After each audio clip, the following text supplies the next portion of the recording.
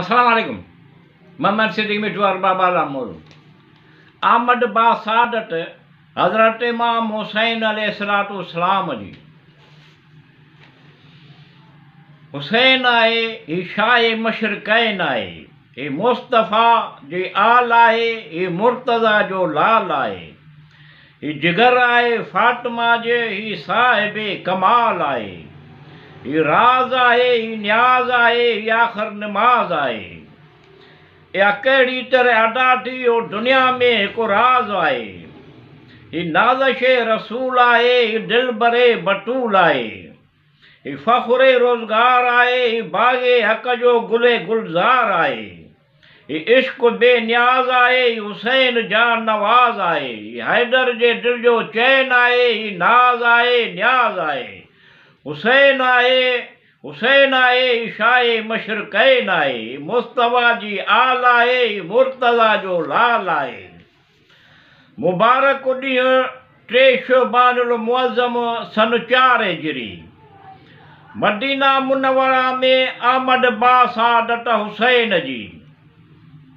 मुबारक ॾींहुं 3 शोबानुल मुअज़्ज़म सन 4 हिजरी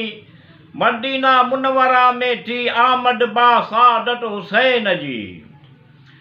अली ऐं फातिमा जे बैतुल शरफ़ जी ख़ुशबू सां मुअत्तर थी वियो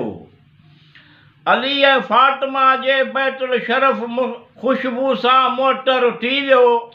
पर मदीने मुनव्वरा जे घटनि जी फ़िज़ा बि मुश्कबार थी वई विलादत हुसैन जी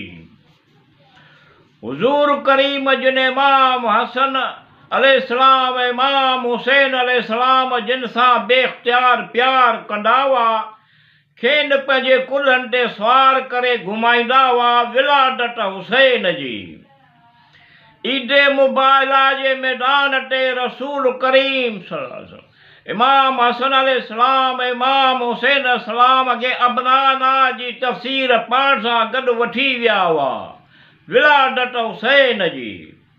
हुज़ूर करीम सल्लल्लाहु अलैहि वसल्लम जिन जो फरमान आहे त इमाम हसन अलैहिस्सलाम इमाम हुसैन अलैहिस्सलाम जवानाने जन्नत जा सरदार आहिनि विलादत हुसैन जी इमाम अली मक़ाम अहमद बा सादत जो ॾींहुं ख़ानदाने रिसालत लाइ ख़ुशी ऐं मुसरत जो अज़ीम ॾींहुं हुयो विलादत हुसैन जी ख़ानदान बनी हाशिम जे मुबारक ऐं मुअतबर साबित थी दुनिया में बेमिसाल शुजाअत हुसैन जी फरमायो मोहम्मद मुस्तफ़ा हुसैन मिन्नी व अना मिनल हुसैन तलीम और तरबियत परवरिश औसाफ ऐं कमालात हुसैन जी हुसैन इब्न अली जिन जे बाबता मस करण सां हुसैन इब्न अली जिन जे बाबता मस करण सां फितरत फ़िरिश्ते खे शफ़ा मिली शफ़ाअत हुसैन जी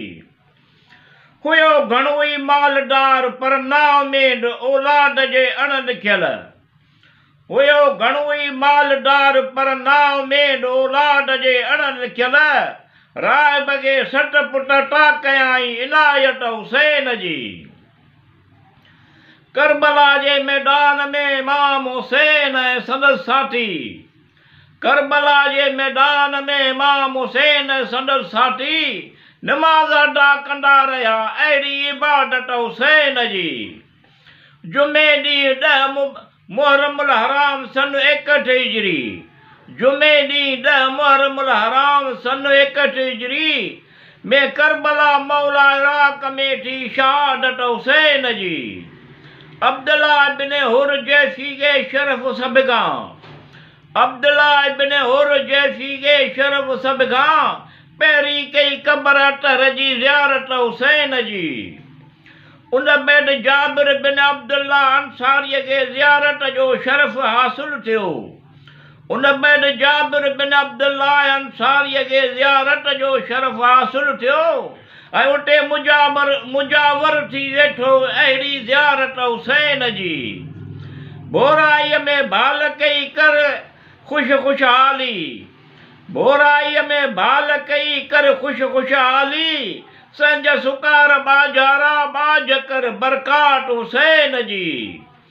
तोखे सब मालूम आहे वास्ते मुहाबे करीम रहीम जे मौला। तोखे सब मालूम आहे वास्ते मुहाबे करीम जे मौला। मिठूअ जा नेक मक़सद मतिलब तूं पुॼाए अहसानात हुसैन जी।